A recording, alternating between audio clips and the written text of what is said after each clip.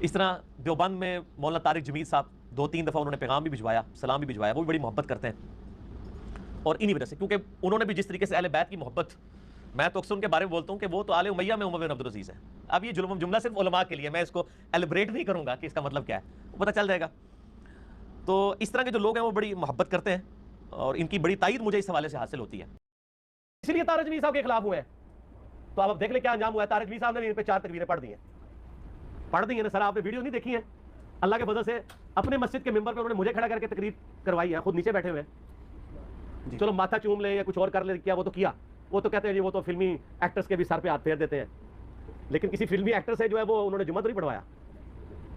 تو یہ آخری درجے میں ہو سکتا تھا، انہوں نے کر دیا. وہ اس لیے کہ وہ اب ان سے مایوس ہو چکے ہیں. ان کو پتہ چل گیا کہ انہوں نے، یعنی ان لوگوں نے میرا ساتھ نہیں دینا کبھی بھی. ظاہر ہے یہ بات ان کو پہلے بھی پتہ تھی، ذرا دلیری کر کے اب سامنے آ گئے.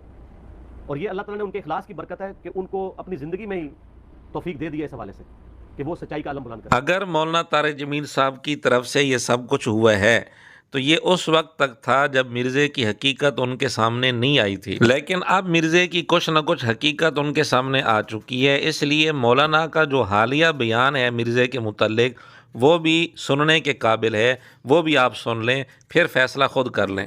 یہ لفظ آپ لے رہے ہیں مرزا صاحب سے. نہیں میں نے سنا لیکن میں نے پڑھا بات سن جی، پھر خود پڑھا نا. میری سنیں. جی کسی کو حقارت سے بولنا، کسی کے بارے میں کسی کو حقیر سمجھنا، جی سر. اور خاص طور پر وہ لوگ جن کی ایک ہسٹری ہے ان کو اس طرح کہنا جو اس نے کر دیا باب تشیع کوئی نہیں، یہ بہت بڑی گمراہی ہے. معین الدین چشتی رحمۃ اللہ علیہ انڈیا میں پہلی ہستی ہیں جنہوں نے اسلام کو متعارف کروایا. ہزاروں لوگ ان کے ہاتھوں مسلمان ہوئے. میری اپنی نسل کا پہلا بندہ ان کے ہاتھ مسلمان ہوا. اس کو وہ کہہ رہا ہے چشتی دجال.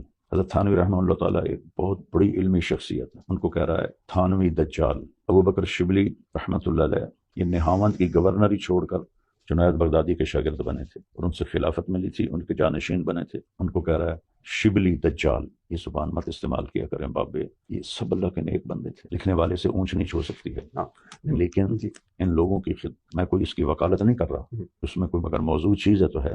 طریقہ یہ ہوتا ہے خذ ما صفا ودع ما قدر. قرآن کے علاوہ کوئی کتاب خطا سے پاک، جی میں یہی کہہ رہا ہوں. چاہے وہ بخاری ہے چاہے وہ مسلم. ہاں لیکن سر آپ نے یہ پڑھی ہے نا فضائل اعمال؟ چیز پڑھی ہے تو میں آپ کو آپ اس میں دوسری طرف لے جا رہا ہوں. جی وہ میں ایگری کرتا ہوں، وہ نہیں ہونا چاہیے. یہ ٹرم آپ کی بہت غلط ہے. یہ اس نے بابے اس نے گمراہی پھیلائی اور بہت بدتمیزی. دعوت دینے والا بدتمیز نہیں ہوتا، دعوت دینے والا بد اخلاق نہیں ہوتا. جس میں بد اخلاقی ہے، جس میں بدتمیزی ہے، دین کا داعی نہیں ہے، کسی اور چیز کا داعی.